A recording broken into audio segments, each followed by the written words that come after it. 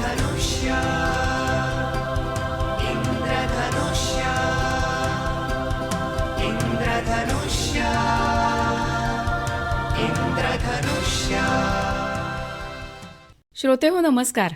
इंद्रधनुष्याच्या आजच्या कार्यक्रमात मी रेडिओ सखी पल्लवी गोडसे तुमचं मनापासून स्वागत करते. श्रोते हो, मुलं शाळेत जायच्या आधीच आपण त्यांच्याशी गप्पा मारतो की तू मोठेपणी कोण होणार, कुठे जाणार, काय शिक्षण घ्यायचंय तुला. पण खरं लक्षात येतं शाळेच्या माध्यमिक परीक्षेनंतर की आपल्या पाल्याचा कल कोणत्या बाजूला आहे. जर आपल्या पाल्याचा कल मेडिकल फील्डला जायचा असेल तर मग आपण त्या सगळ्या बाजूंनी चौकशी करायला लागतो आणि त्या मार्गाने पुढे जातो. तर श्रोते हो, आज आपण याच विषयासंबंधी माहिती करून घेणार आहोत आणि आपला आजचा विषय आहे वैद्यकीय शिक्षण, संधी आणि समस्या. आणि त्यासाठी आम्ही आमच्या स्टुडिओमध्ये बोलावलंय डॉक्टर अद्वैत गोडसे यांना. डॉक्टर गोडसे भक्तश्रेष्ठ कमलाकर पंत लक्ष्मणराव वालावलकर ग्रामीण वैद्यकीय महाविद्यालय सावर्डे, डेरवण इथे शरीरक्रियाशास्त्र अर्थात ह्युमन फिजिओलॉजी विषयाचे सहयोगी प्राध्यापक म्हणून कार्यरत आहेत आणि गेली 20 वर्ष वैद्यकीय शिक्षण क्षेत्रात काम करतायत. सर नमस्कार. नमस्कार.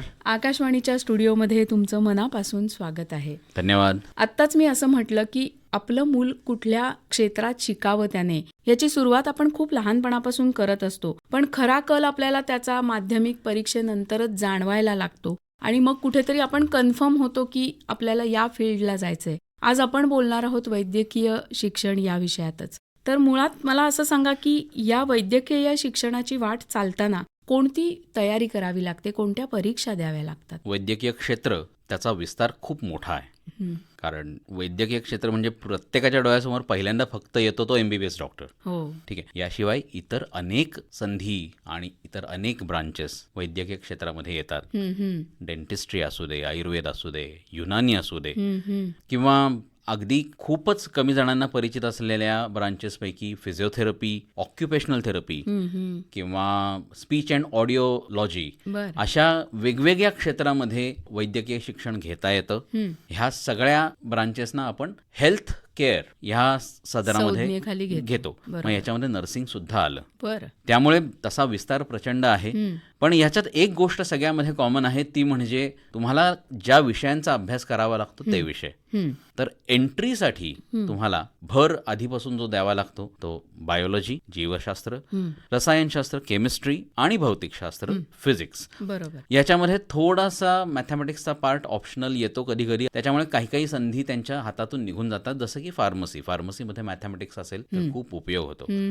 तर फार्मसी हे क्षेत्र त्याच्या ॲडमिशनसाठी जरी आपल्या नीट किंवा ह्या पॅटर्नमध्ये बसत नसलं, ते टेक्निकल एज्युकेशनच्या अंडर येत असलं तरी सुद्धा शेवटी फार्मासिस्ट हा काम करतो तो हेल्थकेअर सेक्टरशी निगडीतच करतो. अगदी बरोबर. त्यामुळे फार्मसी हे क्षेत्र तसं वेगळं करून चालणार नाही. किमान त्या क्षेत्रासाठी का होईना तुम्हाला मॅथमॅटिक्सचा थोडासा विचार केला पाहिजे, थोडं गांभीर्याने बघितलं पाहिजे. अगदी बरोबर. आणि काही मुलांना पुढे जर गती असेल संशोधनामध्ये तर तिथे मॅथमॅटिक्सचा नक्की उपयोग होतो. अच्छा. सो हा असा सगळा पसारा लक्षात घेता नीट ही अंडर ग्रॅज्युएशन प्रवेशासाठी आहे. बरोबर. सर, आता तुम्ही असं म्हणालातच की हा वैद्यकीय क्षेत्र किंवा वैद्यकीय शिक्षण त्याच्या संधी अनेक आहेत. मुळात वैद्यकीय क्षेत्र हेच खूप आहे. आता तुम्ही बोलताय तर त्या ज्या फॅकल्टी आहेत तुम्ही थोडेसे उल्लेख केलेत, पण जरा सगळ्या फॅकल्टींबद्दल नुसतं आपल्याला ओळख करून द्या सगळ्याची. MBBS ज्याला आपण म्हणतो ट्रॅडिशनली ॲलोपॅथिक मेडिकेशन. बरोबर. तर ॲलोपॅथिक मेडिसिनची ही ब्रांच आहे. मॉडर्न मेडिसिन पण म्हणतात त्याला कधी कधी. त्याच्यानंतर डेंटिस्ट्री, ज्याच्यामध्ये मौखिक आरोग्याशी संबंधित जास्त काम केलं जातं. त्याच्यानंतर येतो प्रश्न आयुर्वेदाचा. आता आयुर्वेदाबद्दल बोलावं तेवढं कमी आहे, कारण हे आपलं पारंपरिक ज्ञान आहे. महाराष्ट्र किंवा इतर भागामध्ये देशाच्या आयुर्वेद जसं आहे तसंच दक्षिणेमध्ये सिद्ध म्हणून एक वैद्यकीय पद्धती आहे. तर सिद्ध आणि आयुर्वेद या सगळ्याला एकत्र धरलं जातं. आणि आता त्याच स्पेक्ट्रमचा भाग म्हणून योग, आपलं जे पारंपरिक योग जे आहे त्याच्याकडेही बघितलं जातं. त्याच्यानंतर येतं होमिओपॅथी. भारत हा असा एक देश आहे की जिथे अत्यंत मानानी होमिओपॅथ्स प्रॅक्टिस करतात. आणि होमिओपॅथी ह्या शब्दाचा अर्थ की हळूहळू करत, होमिओ मीन्स समतल आरोग्य साधणे असा त्याचा साधारण अर्थ आहे. बरोबर. आणि ॲलोपॅथिक मेडिकेशन सोडून जेवढं आहे, मेडिसिन सोडून जेवढं काही विज्ञान आहे स्वास्थ्याशी निगडीत, त्याचं वेगळं मंत्रालय सुद्धा आपल्या भारताचं आहे, ज्याला आयुष मंत्रालय म्हणलं जातं. बरोबर. आयुर्वेद, योग, युनानी, सिद्ध आणि होमिओपॅथी. वा, आणि खूपच छान. त्याच्या अंडर आपल्याकडे आता अनेक प्रोजेक्ट्स चालू आहेत. त्या व्यतिरिक्त हे सगळे डॉक्टरीचे झाले. नर्सिंग खूप मोठं क्षेत्र आहे. आणि आपल्याकडे असं एक म्हणलं जातं की केरळमधनं खूप नर्सेस येतात. मला हे सांगायला अत्यंत आनंद होतो की आज जर भारतामध्ये तुम्ही केरळच्या नर्सेसची क्वालिटी ह्याचं कौतुक होत असेल तर तेवढंच कौतुक आपल्या कोकणातल्या मुलींचं किंवा कोकणातल्या मुलांचं सुद्धा नर्सिंगचं एज्युकेशन घेतात, त्यांचंही केलं जातं. एकूणच आपण जर बघू ना तर कोकणातली माणसं किंवा कोकणातली जी जीवन पद्धती आहे ती कशी एकमेकाला धरून राहण्याची आहे.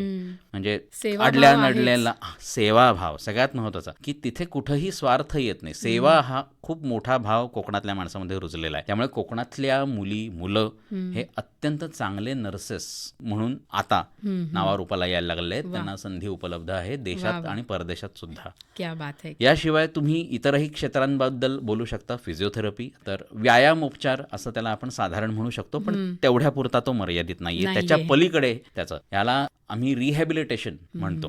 तर भारतामध्ये रिहॅबिलिटेशन काउन्सिल ऑफ इंडिया म्हणून एक संस्था आहे ज्याच्यामध्ये शारीरिक आणि मानसिक तसेच व्यावसायिक रिहॅबिलिटेशन याच्यावर काम केलं जातं. आणि त्याच्या अंडर फिजिओथेरपी आणि ऑक्युपेशनल थेरपी असे 2 शास्त्र येतात. ऑक्युपेशनल थेरपीबद्दल बऱ्याचशा श्रोत्यांना फार कमी माहिती असेल कारण तो कोर्स खूप ठिकाणी उपलब्ध नाहीये. अच्छा. सध्या तरी महाराष्ट्रामध्ये प्रमुख जी गव्हर्नमेंट मेडिकल कॉलेजेस आहेत किंवा मुंबईमध्ये जर बघायचं झालं तर बृहन्मुंबई महानगरपालिकेची जी महाविद्यालय आहेत, वैद्यकीय महाविद्यालय, त्याच्याशी संलग्न जी हॉस्पिटल्स आहेत तिथे हे फिजिओथेरपी आणि ऑक्युपेशनल थेरपीचे कोर्सेस होतात. फिजिओथेरपीचे कोर्सेस इतर ठिकाणी पण आहेत, पण ऑक्युपेशनल थेरपी त्या मानाने दुर्लक्षित ब्रँच आहे. आणि खरं तर ऑक्युपेशनल थेरपी ही एक मोठी ब्रांच आहे. त्यांचा विशेषतः उपयोग हा पिडॅट्रिक एज ग्रुप मधले जे काही प्रॉब्लेम्स आहेत छोटे छोटे, म्हणजे अगदी लहान मुलं उशिरा चालतात, उशिरा बोलतात, किंवा त्यांच्यामध्ये काही ग्रिप नाहीये हाताला, अशा काही काही छोट्या छोट्या तक्रारी असतात. पण त्याला वेळेत जर आपण लक्ष दिलं तर ऑक्युपेशनल थेरपीच्या मार्फत मुलांची वाढ चांगल्या पद्धतीने होऊ शकते. सो ऑक्युपेशनल थेरपीमध्ये त्याचा जो पूर्ण परिप्रेक्ष्य आहे तो फक्त शरीर न धरता न्यूरोलॉजी, सायकोलॉजी ह्या क्षेत्रातही त्याचा प्रचंड वावर आहे आणि त्या क्षेत्राची गरज ऑक्युपेशनल थेरपीमध्ये पडते. आणि बहिरेपणावरचं ट्रीटमेंट करण्यासाठी किंवा लँग्वेज डिसऑर्डर्स, बोलण्यामध्ये ज्यांना त्रास आहे अशा मुलांसाठी स्पीच अँड ऑडिओलॉजी असा एक वेगळा क्षेत्र आहे. त्याचं BASLP असा त्याचा कोर्स असतो आणि मुंबईमध्ये सध्या तरी हा कोर्स चालू आहे. वा सर, खूपच चांगली माहिती तुम्ही दिली. खरं बघायला गेलं तर आपल्याला एक नॉर्मल डॉक्टर, त्यातल्या त्यात सर्जन आणि मग स्पेशल कोणी असेल तर एवढंच माहीत असतं, पण त्याच्यामध्ये एवढ्या सगळ्या गोष्टी आहेत की तुम्ही म्हणालात तसंच जवळजवळ संपूर्ण शरीरासाठी डॉक्टर प्रत्येक गोष्टीसाठी वेगवेगळे आणि तेवढ्या संधी आपल्याकडे उपलब्ध आहेत. आज हा सगळा विस्तार आपण बघितलाय, पण आजच्या या भागात आपण बोलणार आहोत MBBS या फॅकल्टीबद्दल. तर मला असं सुरुवातीला सांगा की बेसिक MBBS या प्रकारामध्ये या शतकात आपल्या नेमके काय बदल झालेत आणि त्याचा आवाका नेमका काय आहे? चांगला प्रश्न आहे. कारण काय, साधारणतः हे शतक जसं सुरू झालं तसं आपल्याला हे लक्षात यायला लागलं की जागतिकीकरणाच्या पूर्ण शर्यतीमध्ये जर आपल्याला रिलेव्हंट राहायचं असेल तर आपल्याला आपल्या शिक्षण व्यवस्थेमध्ये बदल केले पाहिजेत. आणि त्यासाठी internationally competent and relevant graduates बाहेर पडले पाहिजेत. याच्यासाठी प्रत्येक क्षेत्रामध्ये काम करायला सुरुवात झाली आणि त्याचाच भाग म्हणून साधारणतः 2008-9 सालापासून प्रयत्न सुरू झाले होते आपल्याकडे. आणि त्याची परिणिती म्हणजे साधारणतः 2019 साली आपल्याकडे एका वेगळ्याच पद्धतीचं मेडिकल एज्युकेशन सुरू करण्यात आलं, ज्याला कॉम्पिटन्सी बेस्ड मेडिकल एज्युकेशन म्हणतात. आता हे कॉम्पिटन्सी बेस्ड मेडिकल एज्युकेशन फक्त MBBS ला पहिल्यांदा इंट्रोड्यूस करण्यात आलं. हळूहळू ते आता प्रत्येक क्षेत्रामध्ये, प्रत्येक इतर ब्रांचमध्ये इंट्रोड्यूस होणार आहे. आता ह्याच वर्षी कॉम्पेल ह्या नावाने फिजिओथेरपीमध्ये ते इंट्रोड्यूस झालेलं आहे.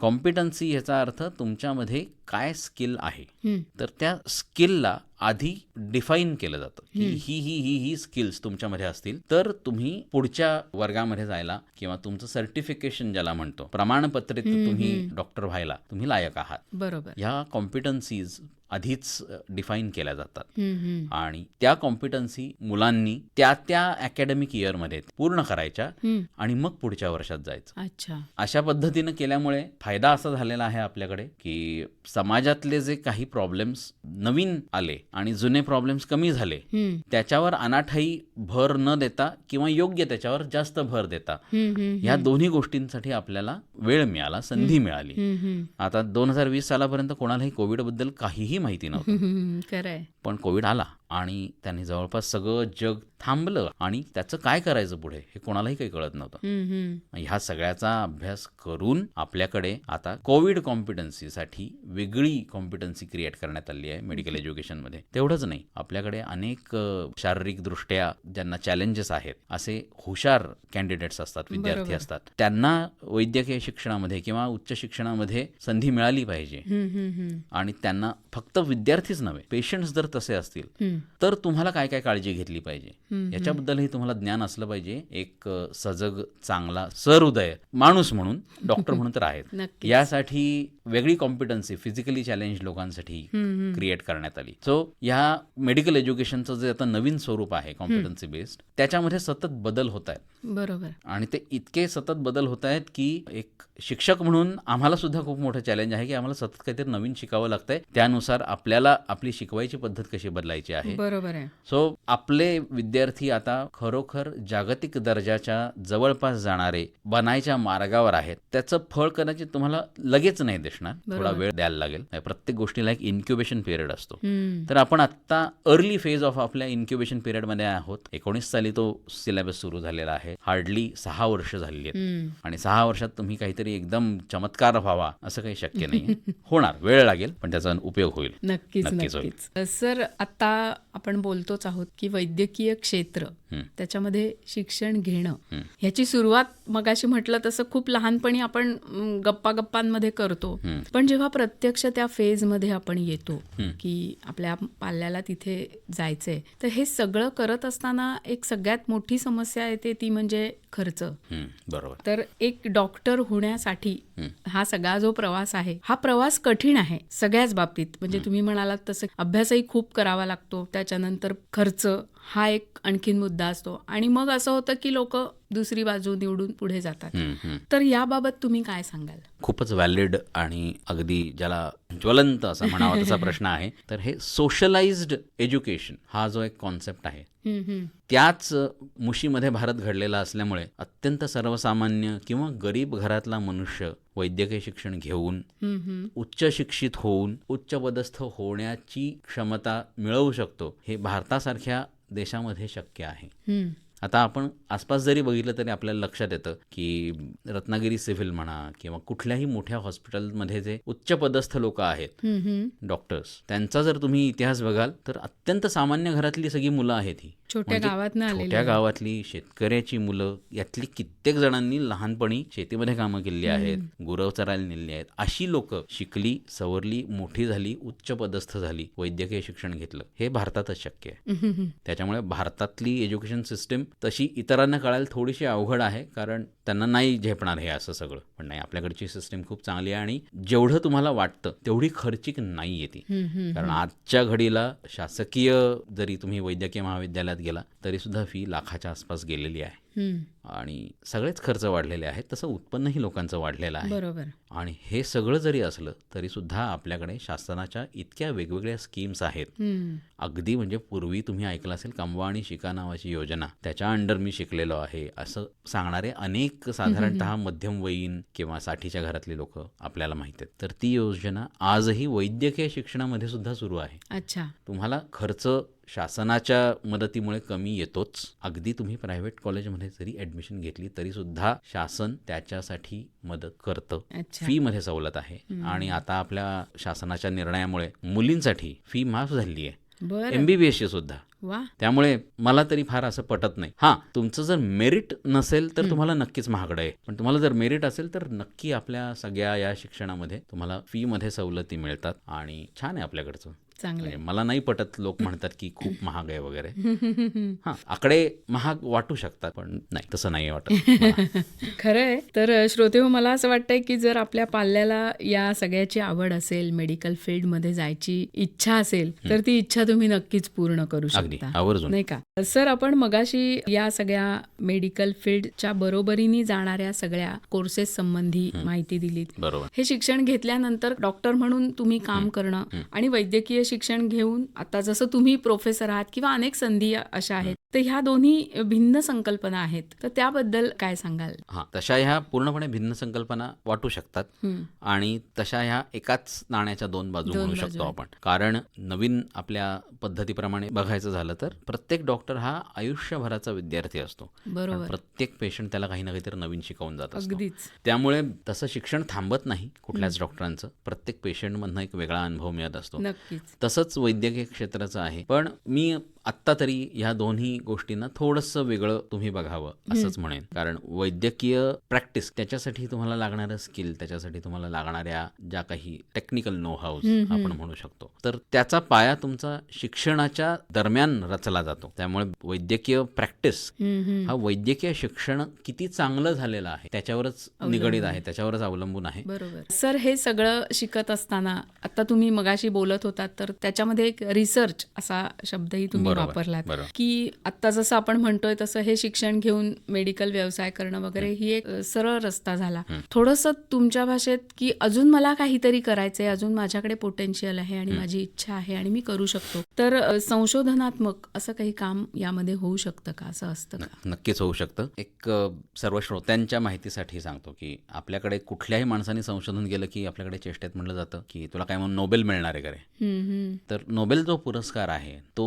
वैद्यकीय क्षेत्राशी निगडीत जो आहे तो वैद्यकीय क्षेत्राला म्हणून असा दिला जात नाही. त्याचं नावच आहे Nobel in physiology and medicine. अच्छा. वैद्यकीय शिक्षणाच्या मध्ये कुठे कुठे तुम्हाला संशोधन करता येऊ शकतं. तर एखादा रोग का होतो किंवा शरीरातली एखादी क्रिया अशीच का घडते, इथपासून एखादा रोग असाच का होतो, ह्याच्यावर अशी ट्रीटमेंट केली तर काय होईल, किंवा आपण जर काही वेगळ्या पद्धतीचं मेडिकल डिव्हाइस तयार केलं, इन्स्ट्रुमेंट तयार केलं, अगदी म्हणजे छोट्यात छोट्या गोष्टींपासून ते मोठ्यात मोठ्या गोष्टींपर्यंत संशोधन शक्य आहे. आणि आता जर आपण बघायला गेलो तर सगळ्यात जास्त संशोधन कशावर होत आहे, तर आपल्या बॉडीमधल्या प्रोसेस, आपल्या शरीरातल्या वेगवेगळ्या क्रिया कशा घडतात हे समजून घेण्यामध्ये जेवढं संशोधन होत आहे तेवढं संशोधन इतर कशावरच होत नाहीये. अच्छा. म्हणजे माणूस समजून घेण्याचा प्रयत्न चाललेला आहे असं म्हटलं तरी चालेल. बरं. आपण असे का आहोत हे समजून घेण्यामध्ये सगळ्यात जास्त संशोधन चाललेलं आहे.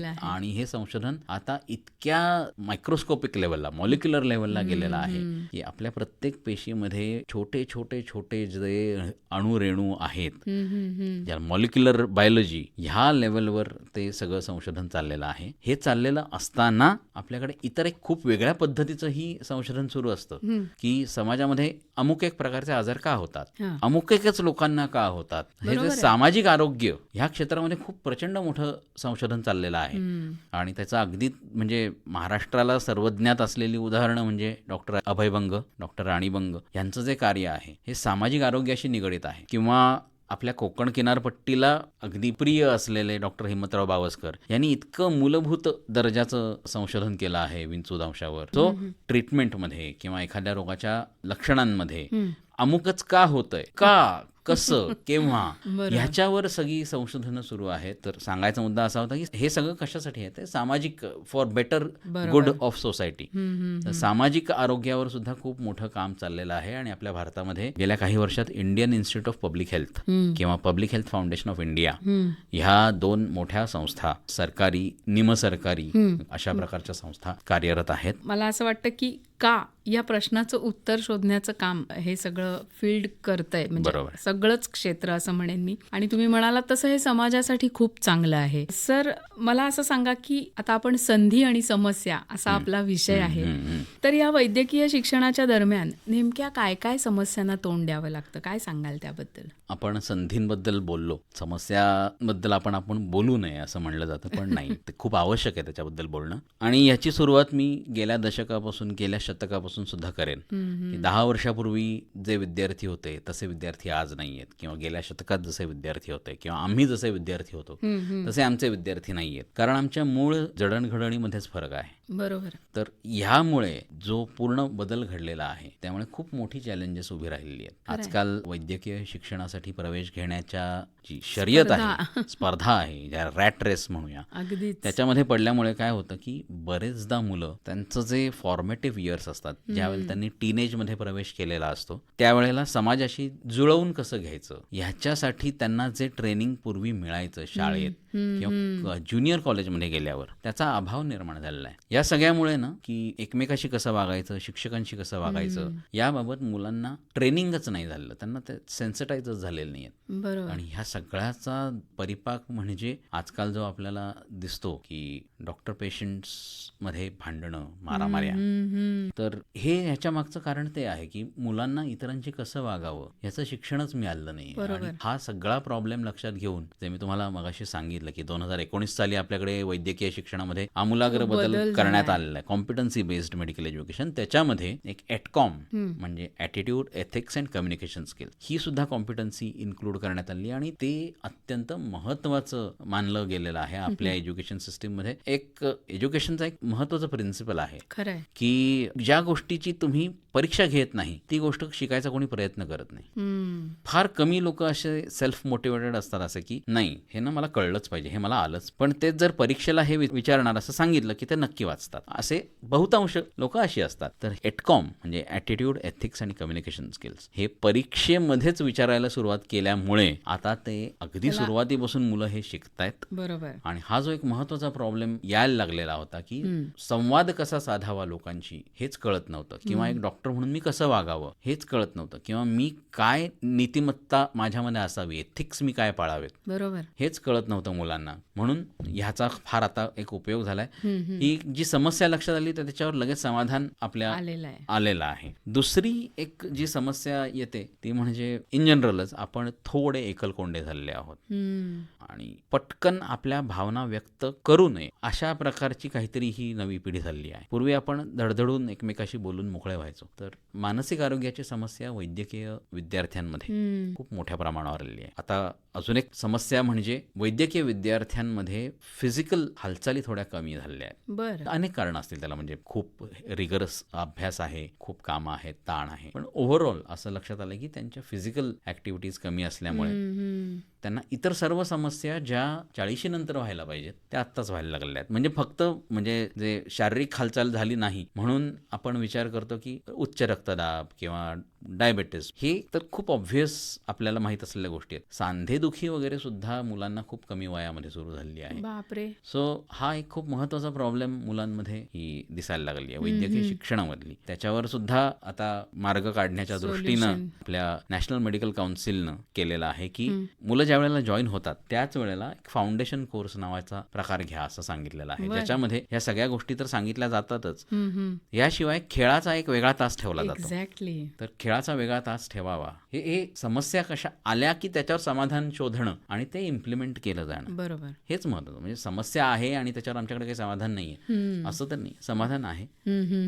दुसरा एक प्रॉब्लेम असा आहे की शिक्षकांची संख्या खूप कमी आहे. बरं. त्याच्यावरही आता उपाय शोधायचं चाललेलं आहे. Number of post graduate seats वाढवणे याच्यावर शासनाचा भर आहे, जेणेकरून भविष्यामध्ये शिक्षकांची संख्या कमी पडू नये. ह्या सगळ्या समस्यांकडे सरकारने आता खूप मोठ्या प्रमाणावर लक्ष द्यायला सुरुवात केली आहे. सो बरोबर, येत्या काळामध्ये ही सुद्धा समस्या सुटणार आहे. नक्की नक्की गरजेचं आहे. आणि ह्या समस्या सुटणं बघायला गेलं तर अगदी सहजच आहेत ह्या. कारण आता जसं तुम्ही म्हणालात की मुलांना फिजिकल प्रॉब्लेम आहेत. एक काळ असा होता की लहानपणी किती मुलं खेळत असत आणि क्लासला न जाता खेळत असत. मग त्याच्यामध्ये मला असं वाटतं की खूप शिक्षण मुलांना मिळत असे की साधी गोष्ट असेल, एखादा खेळ तुम्ही खेळताय, तुमच्यावर राज्य आलं, ते जात नाहीये, तर तुम्ही त्याच्याशी स्ट्रगल करणं, किंवा त्याच्यामध्ये तुम्ही हरलात, समजा लगोरी आहे आणि तुमची लगोरी पडतीच आहे सारखी, म्हणजे तुम्ही हरताय, तर ते एक स्वीकारण्याची सवय. आणि मी तिथे कशी वरचढ ठरेन किंवा मला तिथे नाही, मला माझं राज्य कमवायचंच आहे, हे एक जे शिक्षण आहे ह्या खेळातून मिळत असे. आणि हे क्लासमधल्या खेळातून नाही मिळत. इथे तुम्हाला मोकळेपणानेच खेळावं करावं लागतं. खरंय. मला असं वाटतं की त्यामुळे शिक्षण बेस करताना सुद्धा इथून जर सुरुवात केली तर ही समस्या पुढे येणार आणि तो स्पोर्टिंग नेचर ज्याला म्हणतो ना, एक्झॅक्टली. खिलाडू वृत्ती, ती सुद्धा डेव्हलप. सहज बोलता बोलता आपल्या ह्याच्यात खेळावरनं निघालं म्हणून सांगतो. जेव्हा महाराष्ट्र शासनानं शिवछत्रपती पुरस्कार खेळाडूंसाठी सुरू केला, त्यावेळेला एक खूप इंटरेस्टिंग गोष्ट अशी लक्षात आली की खो खो या खेळामध्ये पहिल्या 5 वर्षात जेवढे पुरस्कार देण्यात आले त्यात 5 पैकी 3 जण डॉक्टर होते. बरं. सो असं नाहीये की डॉक्टर लोक खेळामध्ये प्रावीण्य प्राप्त करू शकत नाहीत. प्रावीण्य असलेले डॉक्टर्स शिवछत्रपती पुरस्कारापर्यंत गेलेले आहेत क्या बात पूर्वीच्या है. काळी. ही 70, 71, 72, 73 या काळातली गोष्ट आहे. ह्या गोष्टीला साधारण नाही म्हटलं तरी आज 52 वर्ष 54 वर्ष झाली आहेत. पूर्वी तसं होतं. पूर्वी खेळाचं महत्व वैद्यकीय शिक्षण करता करता सुद्धा जोखणारे लोक होते आणि तरीही ते सांभाळणारे नंतर म्हणजे त्यांच्या आयुष्यामध्ये खेळाडू म्हणून त्यांनी खेळणं बंद केल्यावर ते तेवढेच उत्तम यशस्वी डॉक्टर म्हणूनही प्रसिद्ध होते. क्या बात आहे. म्हणजे हा जो समतोल आहे की आपलं जे काही व्यवसाय आहे किंवा आपलं जे प्रोफेशन आहे ते सांभाळून ह्या सगळ्या गोष्टी सांभाळणं हे पण एक खूप कौतुकाची गोष्ट आहे, नाही का? सर, तुम्ही वैद्यकीय शिक्षक म्हणून काम करताय. हे सगळं करत असताना, एक शिक्षक म्हणून वावरत असताना तुम्हाला काय काय बदल झालेले दिसत आहेत एकंदर? आपण आत्ताच थोड्या वेळापूर्वीच बोललो की मी जसा विद्यार्थी होतो तसा माझ्यानंतर 10 वर्षानंतरचा नाहीये. सो एक शिक्षक म्हणून मला सतत हे परिस्थितीशी मिळतं जुळतं घेऊन त्या मुलांच्या कलानं काही वेळेला थोडंसं स्ट्रिक्ट होऊन, काही वेळेला लाडीगोडीनं घेऊन, काही वेळेला दुर्लक्ष करून असं आम्हाला आता शिक्षण द्यावं लागतंय मुलांना. आणि ही पिढी खूप स्मार्ट आहे. हो. म्हणजे जी गोष्ट कळायला किंवा ज्या गोष्टीबद्दल माहिती मिळवायला आम्ही खूप धडपड करायचो, मेहनत घ्यायचो आणि 3-3, 4-4 महिने घालवल्यानंतर आम्हाला एक 40 पानाची माहिती मिळायची, ती 30 सेकंदामध्ये ह्या मुलांच्या हातामध्ये उपलब्ध आहे. खरंय. सो यांच्याकडे इन्फॉर्मेशनचा महापूर आहे या मुलांकडे. अगदीच. आणि ही मुलं ही खूप स्मार्ट आहेत. खरंच स्मार्ट आहे. खूप स्मार्ट मुलं आहेत, हुशार आहेत मुलं. हुशार आहेत. फक्त त्यांना योग्य दिशा देण्याचा. आता शिक्षकाचा रोल ना हं. हा दिशादर्शकाचाच उरलेला आहे असं म्हणलं तरी काही हरकत नाहीये. कारण शिक्षकांनी शिकवलं म्हणून मुलं शिकतायत असं काही राहिलेलं नाहीये.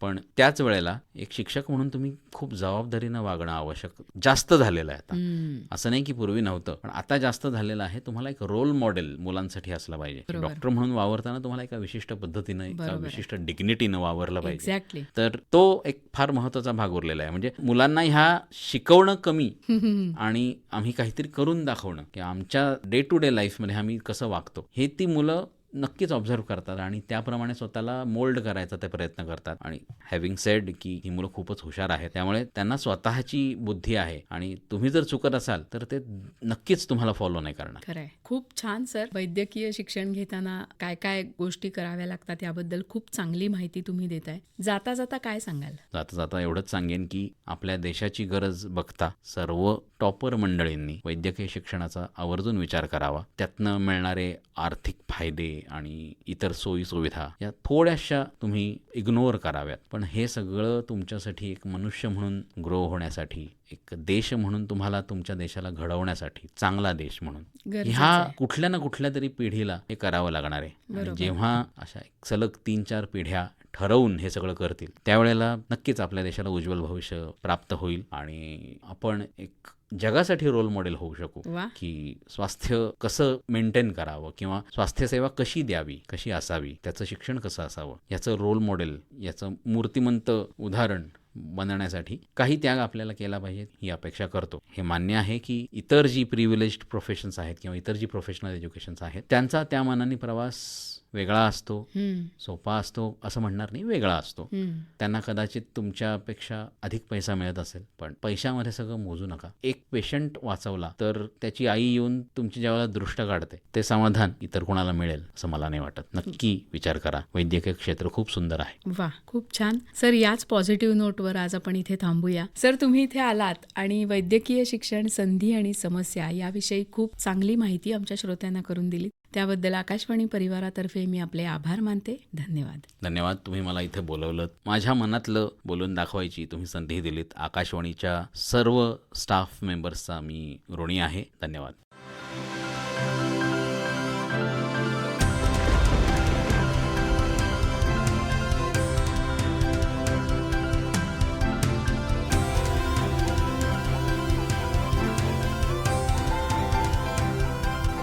इंद्रधनुष्य इंद्रधनुष्य